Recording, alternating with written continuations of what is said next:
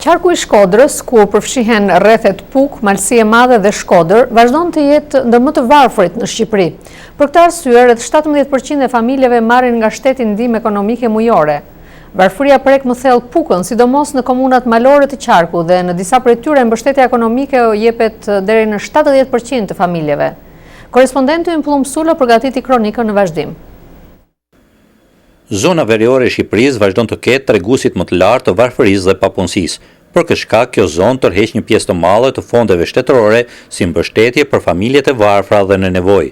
Sipas shefit të sektorit të pagesave në Drejtorinë e Shërbimit Social për qarkun e Shkodrës, Gjergj Nikës, në 3 rrethe të qarkut të Shkodrës, në Puk, Malësi të Madhe dhe Shkodër, trajtohen çdo muaj nga shteti me ndihmë të plotë apo të pjesshme 16.7% e familjeve.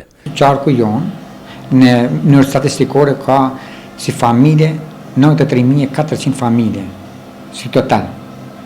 Dhe nga këto familje ne trajtojmë 15.729 familje, njën plot dhe njën pjeshme. Dhe që i takon 16.7% të familje që ne i përkrahim aktualisht me njën të pjeshme dhe njën plot. Fondet më të maja i me rrethit Puk për arsye sepse është rrethit më i varfër, mundësia e punësimit është më e vogël. Është një rrethmeni të shumë të huaj malor, ku mundësia punësimit është shumë e vogël. Ndërkohë, më shumë se 60% të fondeve të ndihmës shtetërore i përfitojnë komunat e thella malore, kjo për shkak të nivelit të lartë të varfërisë, burimeve të kufizuara të jetesës dhe izolimit të gjatë në periudhën e dimrit. Zonat malore kanë mbështetjet më të mëdha me ndihmë sociale, për vetë faktin sepse këto janë zona më të varfra aktualisht. Edhe mundësia punësim për këtë zonë është më e vogël, qoftë për mbajtjen e bregëtorisë, edhe kanë një sipërfaqe shumë të kufizuar për tokë. Disa njësi vendore ne i trajtojmë edhe me 60-70% të numrit të përgjithshëm që kanë familjeve ekzistuese.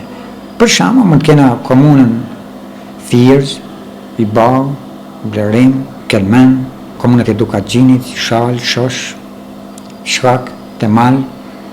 Këtu është përqendruar pjesa më e huaj në raport me numrin e familjeve total. Për shefin e sektorit të pagesave, ky nivel i lartë i familjeve që mbështeten me ndihmë ekonomike është shqetësues dhe hedh dyshime për raste abuzimi. Ndaj i thotë se po realizohet një program për kompjuterizimin dhe aketimin e të gjithë familjeve për të përcaktuar rastet e abuzimeve me ndihmën ekonomike që jep shteti. Për Zërin e Amerikës, nga Shkodra, Plumë Sulo.